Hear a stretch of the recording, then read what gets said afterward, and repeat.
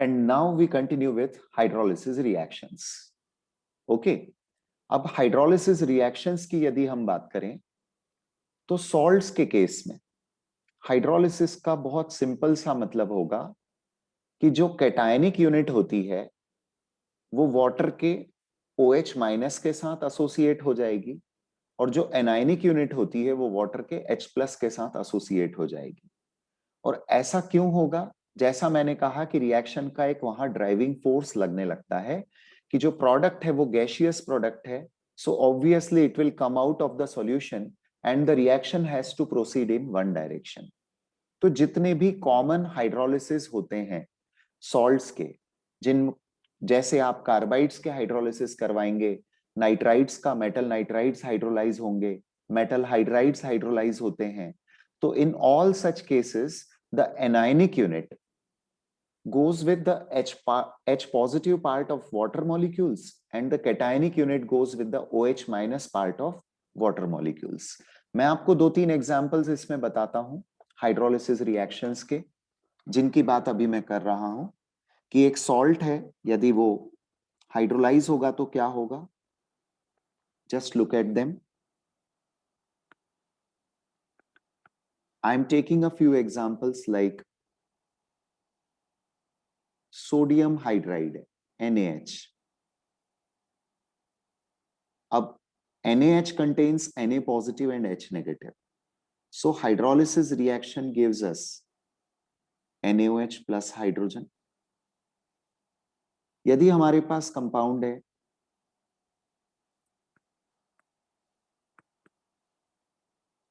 CaC2, the hydrolysis reaction will give us calcium hydroxide and C2H2 acetylene. How come C2H2? तो आपको देखना है anion की valency. C2 di negative ion है आपके कैल्शियम कार्बाइड में, calcium is di positive and we have C2 di negative, इसे acetylide ion भी बोलते हैं। सपोज नाइट्राइड सॉल्ट है, hydride salt, carbide salt, nitride salt, तो Li positive goes with OH negative and we have ammonia. So this way you can very simply identify hydrolysis products of different salts. अलग अलग salts के आप hydrolysis products easily इस तरह से पहचान सकते हैं। Now the point is about other compounds. जैसे कोई कोवलेंट कंपाउंड है, उसका हाइड्रोलिसिस कैसे होता है।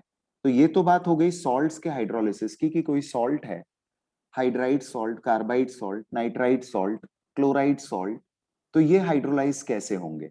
दे are very simple to understand. आप एनायन की वैलेंसी देखें, उसको उतना H प्लस दे दें और प्रोडक्ट डिसाइड कर लें, और कैटायन की वैलेंसी देखकर उसको उतना OH माइनस दे दें और हाइड्रोलिसिस प्रोडक्ट पहचान लें। But now what about those compounds जिनका नेचर कोवलेंट है और वो हाइड्रोलाइज हो रहे हैं, वहां क्या होता है। तो अब बात हो रही है कि जो कोवलेंट कंपाउंड्स हाइड्रोलाइज होते हैं उनमें हाइड्रोलिसिस होने का कारण होता है the lone pair accepting nature of the central atom. Central atom का लोन पेयर एक्सेप्टिंग नेचर मतलब ल्यूइस एसिडिक नेचर। जैसे आपके सामने मैंने एक एग्जांपल रखा है SiCl4। Now this SiCl4 molecule has silicon bonded with 4 chlorine atoms. यहां सिलिकॉन की बॉन्डिंग 4 क्लोरीन एटम्स के साथ हुई है। आप जानते हैं सिलिकॉन की मैक्सिमम कोवेलेंसी कितनी पॉसिबल है। सिलिकॉन की मैक्सिमम कोवेलेंसी 6 पॉसिबल है।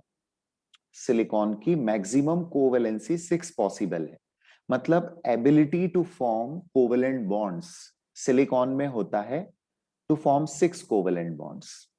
अभी बॉन्डेड एटम 4 हैं। चारों किस तरह के एटम्स हैं? Highly electronegative, so they have a property to withdraw the shared electron pairs. जब क्लोरीन एटम्स अपनी ओर इलेक्ट्रॉन खींचेंगे, सिलिकॉन को डेफिशिएंसी फील होगी, तो इसमें अपनी वैलेंसी को 6 तक ले जाने की जब कैपेसिटी है, और अभी तो उसके चारों इलेक्ट्रॉन तो यूज कर चुका वो, तो होगा क्या, 6 बॉन्ड बनेंगे कैसे? उसके वेकेंट ऑर्बिटल्स में वो वाटर के ऑक्सीजन की लोन पेयर को एक्सेप्ट कर सकता है, because water according to Lewis theory is a base. बेटा वाटर आर्हेनियस कॉन्सेप्ट के हिसाब से दोनों है, एसिड भी बेस भी, क्योंकि H प्लस देने वाला आर्हेनियस एसिड होता है और OH माइनस देने वाला आर्हेनियस बेस होता है। ब्रॉन्स्टेड लॉरी कॉन्सेप्ट प्रोटॉनिक कॉन्सेप्ट है। प्रोटॉनिक कॉन्सेप्ट के हिसाब से भी वाटर एसिड और बेस दोनों है। तो ब्रॉन्स्टेड लॉरी कॉन्सेप्ट के हिसाब से वाटर प्रोटॉन डोनर भी है और प्रोटॉन एक्सेप्टर भी है। तो again because of proton accepting and donating both the tendencies, हम वाटर को बोलते हैं कि ये एम्फीप्रोटिक है। एम्फीप्रोटिक मतलब प्रोटॉन ले भी सकता है, दे भी सकता है। बट यदि हम इलेक्ट्रॉन पेयर की टर्म्स में डिफाइन करें, मतलब ल्यूइस थ्योरी को लेकर बात करें, तो ल्यूइस थ्योरी के हिसाब से वाटर बेस है, एसिड नहीं है, क्योंकि ये लोन पेयर डोनर होता है। तो इन सच कंपाउंड्स जहां ल्यूइस एसिडिक कैरेक्टर डेवलप होता है, ये वाटर के साथ कोवलेंट बॉन्डिंग करने में कैपेबल है।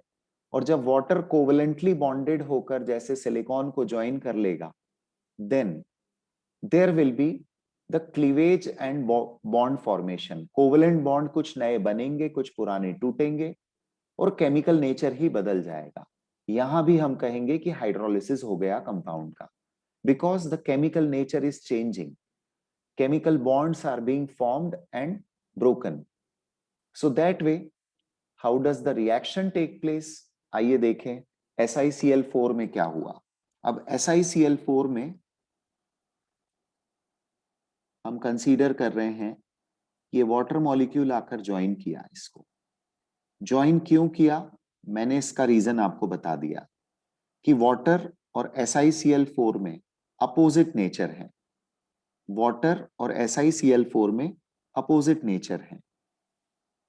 वाटर के ऑक्सीजन की 2 लोन पेयर होती हैं, पर ऑक्सीजन मैक्सिमम कोवेलेंसी 3 शो करता है। कॉमन कोवेलेंसी तो 2 है, पर एक और अपनी लोन पेयर यूज करके ये कहीं बॉन्डिंग करने में कैपेबल है। Now after this type of bond formation, there is a new bond formation between H and Cl, and there is a bond cleavage of silicon chlorine bond. So ultimately this way all the 4 Cl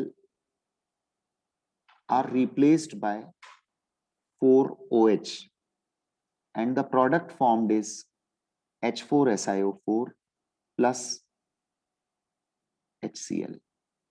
This way the reaction takes place और ऑर्थोसिलिसिक acid इस reaction का product है।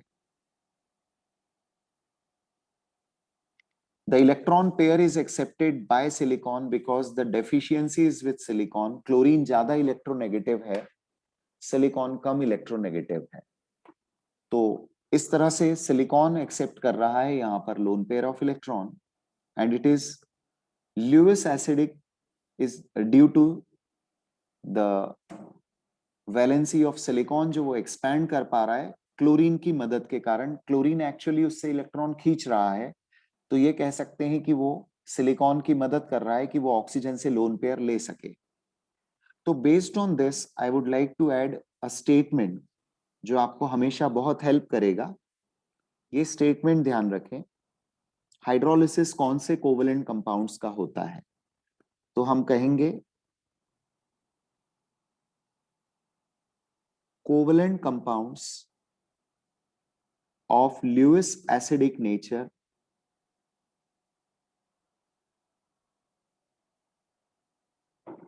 can be hydrolyzed.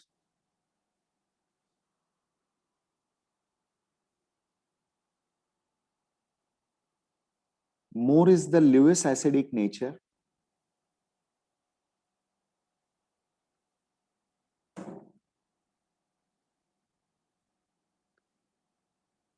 easier is the hydrolysis.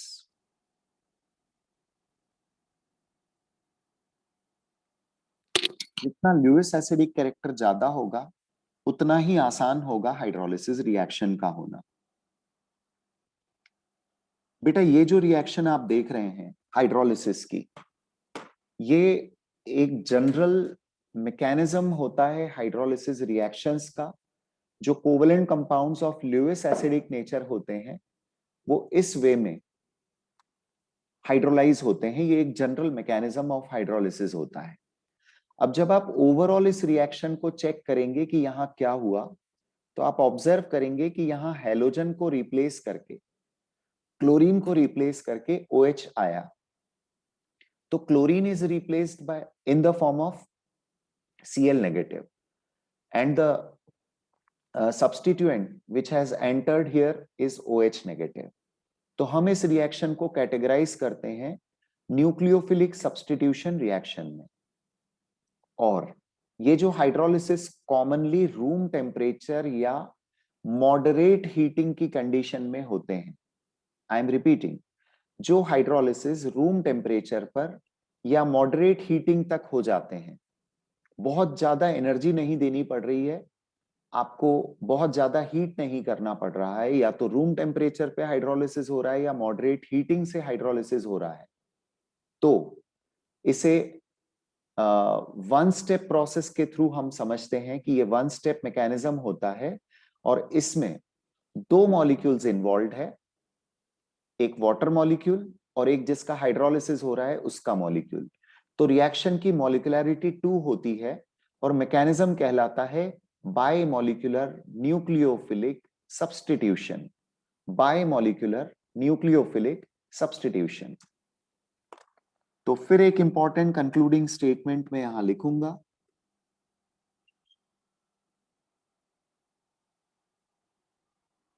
Common hydrolysis reactions, common hydrolysis reactions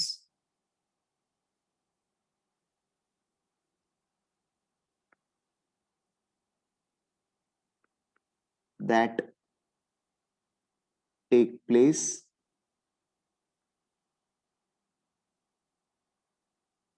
at room temperature or on moderate heating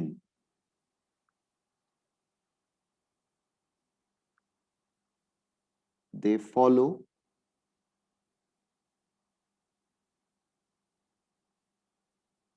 SN2 mechanism।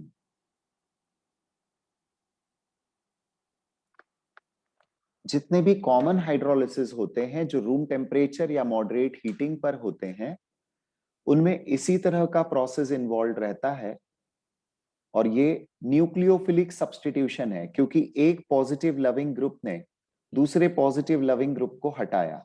तरीका क्या था आपके सामने है कि किस तरह से ऑक्सीजन अपनी लोन पेयर ऑफ इलेक्ट्रॉन उस एटम को देता है जो डेफिशिएंट है, उसके साथ बॉन्ड बनाता है और साइमल्टेनियस बॉन्ड फॉर्मेशन और क्लीवेज होता है, इसलिए ये वन स्टेप प्रोसेस हो गई।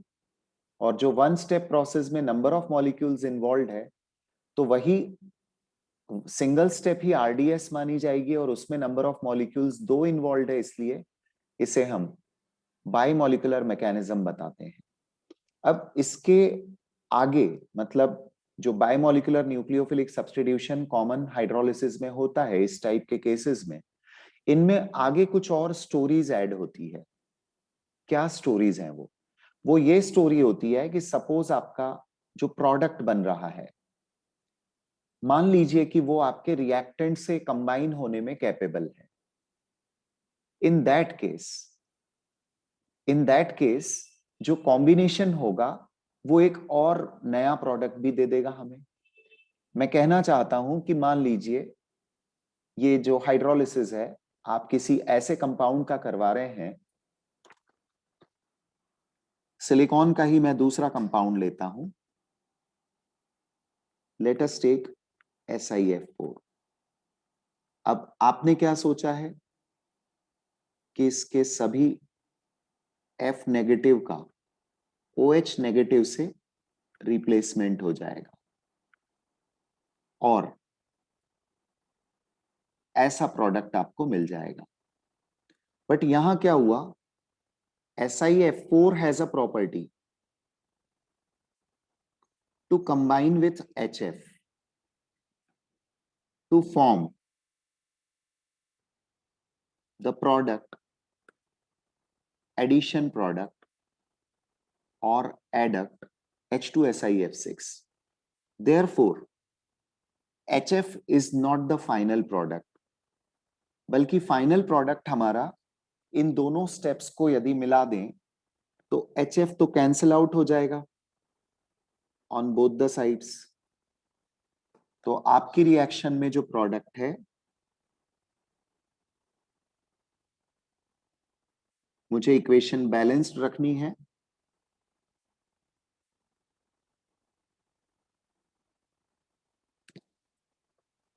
तो ओवरऑल बैलेंस्ड इक्वेशन रखने के लिए मैंने सेकंड इक्वेशन को 2 से मल्टीप्लाई कर लिया।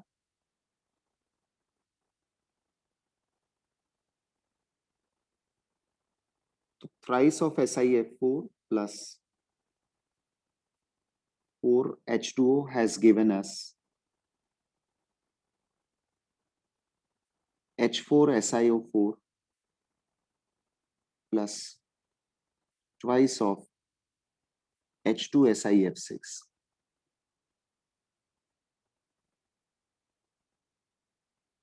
इस केस में रिएक्शन को कहेंगे कि यहां पर SiF4 का हुआ है पार्शियल हाइड्रोलिसिस, SiCl4 का हुआ था कंप्लीट, पर इसका हुआ है पार्शियल हाइड्रोलिसिस। वाई सो? ऐसा क्यों? ऐसा क्यों? SiF4 के जैसे आप ओवरऑल जो रिएक्शन देख रहे हैं उसमें जो 3 मॉलिक्यूल हैं आपके पास बैलेंस्ड इक्वेशन में, उनमें से एक ही मॉलिक्यूल तो वाटर के साथ रिएक्ट कर पाया, बाकी के 2 मॉलिक्यूल्स ने तो HF के साथ रिएक्शन किया ना। So all the molecules did not get a chance to react with water, इसलिए इस केस को हम बोलते हैं पार्शियल हाइड्रोलिसिस। इस केस को हम बोलते हैं partial hydrolysis. I hope you could understand. अब SiCl4 वाला जो केस आपने देखा, that was a complete hydrolysis. क्यों? क्योंकि यहां सारे SiCl4 यूनिट्स वाटर से रिएक्ट करेंगे। एक बात और, ये डिफरेंस आया ही क्यों? ये डिफरेंस इसलिए आया क्योंकि, इस बात को भी मैं लिख देता हूं यहां पर, ये डिफरेंस क्यों आया? क्योंकि H2SiX6 can have X as fluorine. X cannot be chlorine, bromine or iodine.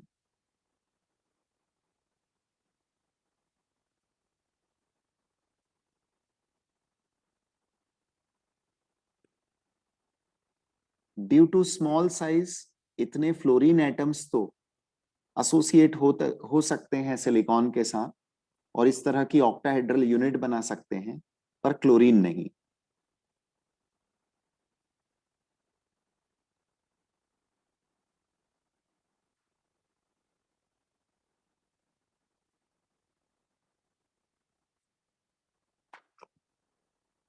बेटा यही सिचुएशन डेवलप होती है बोरॉन के हैलाइड्स में भी। जब BF3 का हाइड्रोलिसिस H3BO3 और HBF4 देता है, लेकिन रिमेनिंग हैलाइड्स के हाइड्रोलिसिस आपको देंगे H3BO3 and the halogen acid HCl, HBr और HI, depending on the nature of halogen. कुछ कंपाउंड्स हाइड्रोलाइज नहीं होंगे क्योंकि उनमें इस SN2 मैकेनिज्म को फॉलो करने के लिए वेकेंट ऑर्बिटल नहीं होता। Example is CCl4। CCl4 का हाइड्रोलिसिस नहीं होगा, पर एक बात आती है कि CCl4 स्टीम के साथ रिएक्शन कर लेता है। स्टीम के साथ रिएक्शन कैसे होगी?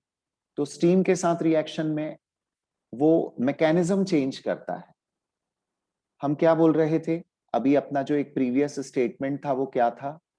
देखिए, मैं फिर से रखता हूं सामने। ये जो ग्रीन कलर्ड पार्ट देख रहे हैं, ग्रीन पेन से लिखा हुआ, common hydrolysis that takes place at room temperature और on moderate heating with water, they follow SN2 mechanism. One step process है। वन स्टेप प्रोसेस में वही सिंगल स्टेप ही RDS, रेट डिटरमिनिंग स्टेप होती है। इसे हम एलिमेंट्री रिएक्शन भी बोलते हैं। और कॉम्प्लेक्स रिएक्शंस वो होती हैं जो मल्टीपल स्टेप्स में कंप्लीट होती हैं। कॉमनली जो यूनिमोलिकुलर मैकेनिज्म होता है वो 2 स्टेप मैकेनिज्म फॉलो होता है। तो जैसा मैं बोल रहा हूं कि कार्बन टेट्राक्लोराइड का स्टीम से रिएक्शन पॉसिबल है, तो स्टीम भी तो हाइड्रोलिसिस के ही कैटेगरी में आएगी, ऑफ कोर्स आएगी, लेकिन वो नॉर्मल हाइड्रोलिसिस नहीं है, क्योंकि वो SN2 मैकेनिज्म फॉलो नहीं करता, वो SN1 मैकेनिज्म के थ्रू होता है। Now what is the meaning of SN1? SN1 का मतलब 2 स्टेप और मोर देन 1 स्टेप में जो रिएक्शन कंप्लीट होती है। तो वहां पर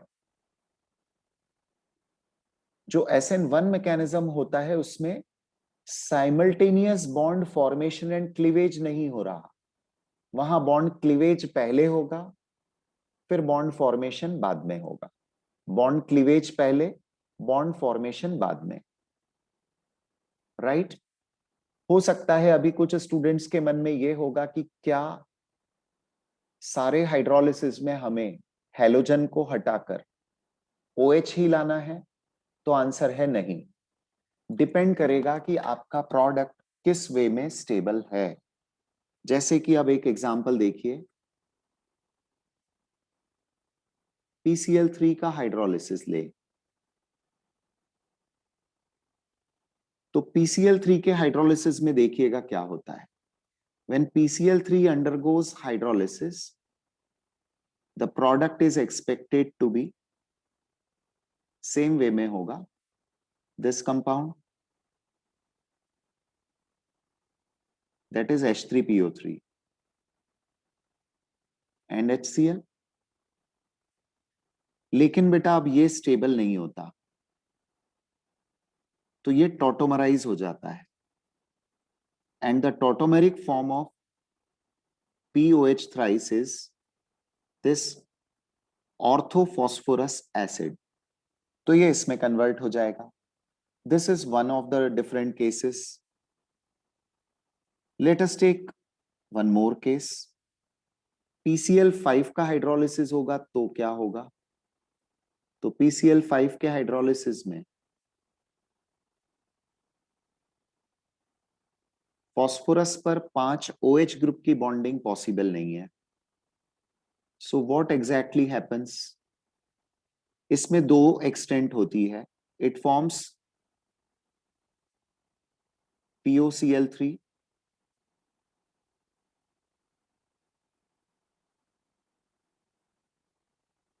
हाँ, लेकिन ये बात है कि POCl3 can further undergo hydrolysis,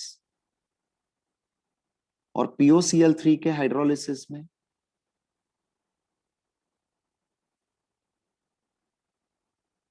H3PO4 product बन गया, लाइक दिस। डिफरेंट कंपाउंड्स, उसमें स्टेबिलिटी के अकॉर्डिंग आप उनके प्रोडक्ट्स बताइए। फॉस्फोरस पर 5 OH ग्रुप ज्वाइन होकर स्टेबल सब्सटेंस नहीं होता, उसका जो ऑक्सो एसिड है मोस्ट हाइड्रेटेड फॉर्म वो यही है, +5 ऑक्सीडेशन स्टेट में, ऑर्थोफॉस्फोरिक एसिड। वहीं पर कुछ और कंपाउंड्स के बारे में मैं आपको बताऊं, तो let us take an example of BiCl3। BiCl3 का आप हाइड्रोलिसिस करवाएंगे तो एक तो ये रिएक्शन रिवर्सिबल है। रिवर्सिबल होने का कारण है कि सारे BiCl3 मॉलिक्यूल वाटर के साथ रिएक्ट करने की इच्छा नहीं रखते। क्यों नहीं? क्योंकि ये उतना ज्यादा ल्यूइस एसिडिक प्रॉपर्टी वाला नहीं है। माना कि क्लोरीन बॉन्डेड विद बिस्मथ है, वो इलेक्ट्रॉन अपनी ओर विड्रॉ करेंगे, पर बिस्मथ में लोन पेयर एक्सेप्टिंग नेचर ज्यादा नहीं है, क्योंकि वो ज्यादा इलेक्ट्रोनेगेटिव नहीं है। यदि वो ज्यादा इलेक्ट्रोनेगेटिव होता तो ल्यूइस एसिडिक कैरेक्टर स्ट्रांग होता, हाइड्रोलिसिस और इजी होता और कंप्लीट भी होता। तो साइन ऑफ रिवर्सिबिलिटी बता रहा है कि यहां पर ये इनकम्प्लीट हाइड्रोलिसिस हुआ है। Could you understand? Partial hydrolysis है और उसमें भी BiOCl फॉर्मेशन, मतलब आप जो हैलोजन को रिप्लेस कर रहे हैं वो दो हैलोजन को एक ऑक्सीजन से रिप्लेस किया। ऑब्वियसली ऑक्सीजन डाइवेलेंट है यहां पर, तो दो क्लोरीन को हटाएगा एक ऑक्सीजन।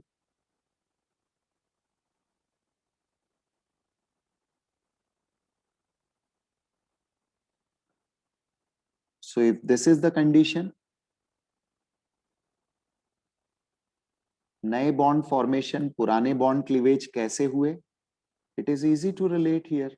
ये देखिए, ऐसे बॉन्ड क्लीवेज और फॉर्मेशन होगा। All chlorine could not be separated from the molecule, तो ये फिर से एक पार्शियल हाइड्रोलिसिस का केस हो गया। Now let's talk about one more molecule. एक इंटरेस्टिंग केस है हाइड्रोलिसिस ऑफ NCl3। जब NCl3 हाइड्रोलाइज होता है तो यहां पर नाइट्रोजन और क्लोरीन इक्वली इलेक्ट्रोनेगेटिव है। नाइट्रोजन और क्लोरीन ऑलमोस्ट इक्वली इलेक्ट्रोनेगेटिव होते हैं और नाइट्रोजन के पास वेकेंट ऑर्बिटल भी नहीं है for the hydrolysis reaction, but chlorine के पास वेकेंट डी ऑर्बिटल होने के कारण जो वाटर का एसोसिएशन होता है हाइड्रोलिसिस के लिए, वो सेंट्रल एटम नाइट्रोजन के साथ ना होकर क्लोरीन के साथ होगा, and that way the hydrolysis reaction of NCl3 gives the product ammonia. It results into formation of ammonia and hypochlorous acid. HClO is known as hypochlorous acid. So ammonia and hypochlorous acid are formed. So it's again a different case जहां central atom ने lone pair accept नहीं की और bonded chlorine atom ने lone pair accept की। Don't forget, ऐसा हर जगह नहीं हो पाएगा, क्योंकि यहां हो जाने का कारण है central atom is almost equally electronegative as chlorine, इसलिए क्लोरीन एक्सेप्ट कर पा रहा है। सिलिकॉन टेट्राक्लोराइड में क्लोरीन नहीं लेगा, वहां सिलिकॉन ही लेगा, लोन पेयर ऑफ वाटर, क्योंकि सिलिकॉन के पास वेकेंट ऑर्बिटल भी है, डेफिशिएंसी भी है, वैलेंसी को एक्सपैंड करने का स्कोप भी है। Now there is one more thing, कुछ और हाइड्रोलिसिस को लेकर बात करते हैं।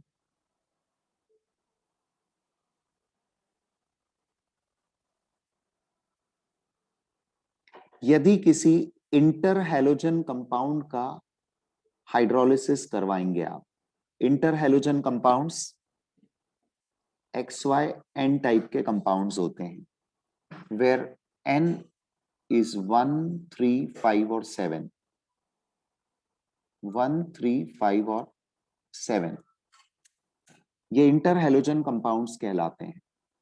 इनके हाइड्रोलिसिस में X लेस इलेक्ट्रोनेगेटिव हैलोजन है जो अपनी एक पॉजिटिव ऑक्सीडेशन स्टेट में है, और Y मोर इलेक्ट्रोनेगेटिव हैलोजन है। और ये जनरल फॉर्मूला जो मैंने दिया, ये इंटर हैलोजन कंपाउंड्स का है। इनके हाइड्रोलिसिस में क्या होगा? इनके हाइड्रोलिसिस में आप ऑक्सीडेशन स्टेट के हिसाब से सोचिए, तो जो भी पॉजिटिव ऑक्सीडेशन स्टेट X की होगी, ये +N लिखूंगा मैं, क्योंकि ये पॉजिटिव ऑक्सीडेशन स्टेट में होगा X n number of Y halogens हैं, तो ये +N ऑक्सीडेशन स्टेट में है, Y -1 स्टेट में। तो आपको प्रोडक्ट में मिलेगा oxo acid of X in +N oxidation state, और प्लस मिलेगा HY प्रोडक्ट।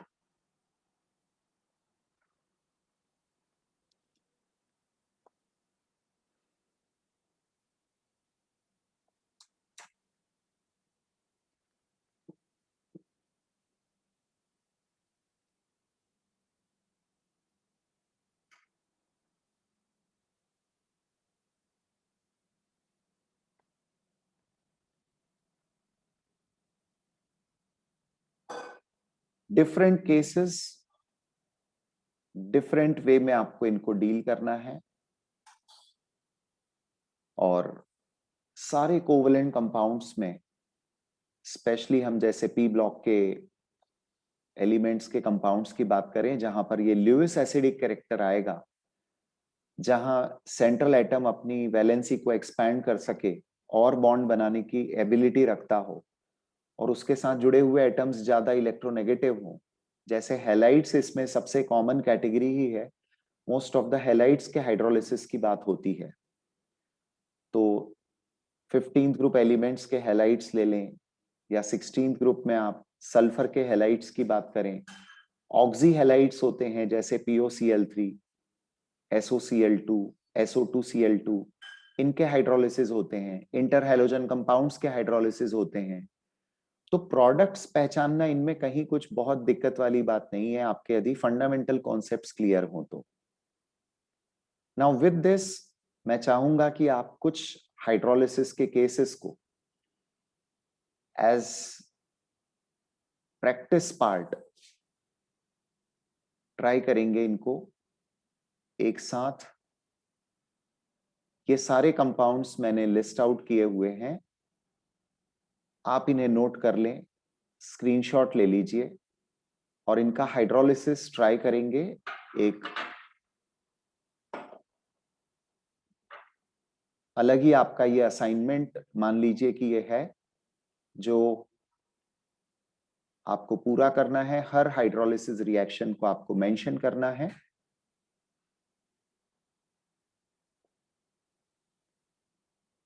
राइट? तो बेटा एक और मतलब लेक्चर में मैं आपसे इनके हाइड्रोलिसिस प्रोडक्ट्स डिस्कस करूंगा, या फिर I will make a video for the solutions of all these 50 compounds, जिनके हाइड्रोलिसिस के मैं आपको सॉल्यूशंस प्रोवाइड करवाऊंगा। तो आप इसका स्क्रीनशॉट लेकर रख लीजिए। मैं वीडियो ऑफ कर लेता हूं, जिससे कि आप प्रॉपरली पूरा इसका स्क्रीनशॉट ले पाएंगे।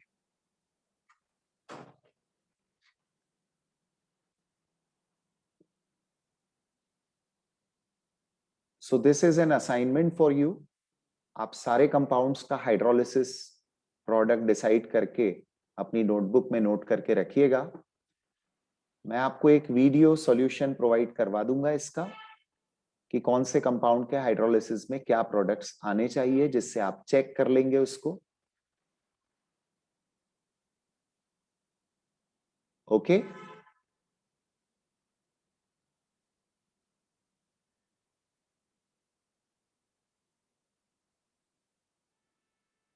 तो with these 2 videos, next video will be connected, जो हाइड्रोलिसिस रिएक्शन से रिलेटेड होगा, और ये 50 कंपाउंड्स के हम वहां पर हाइड्रोलिसिस प्रोडक्ट्स मेंशन कर लेंगे।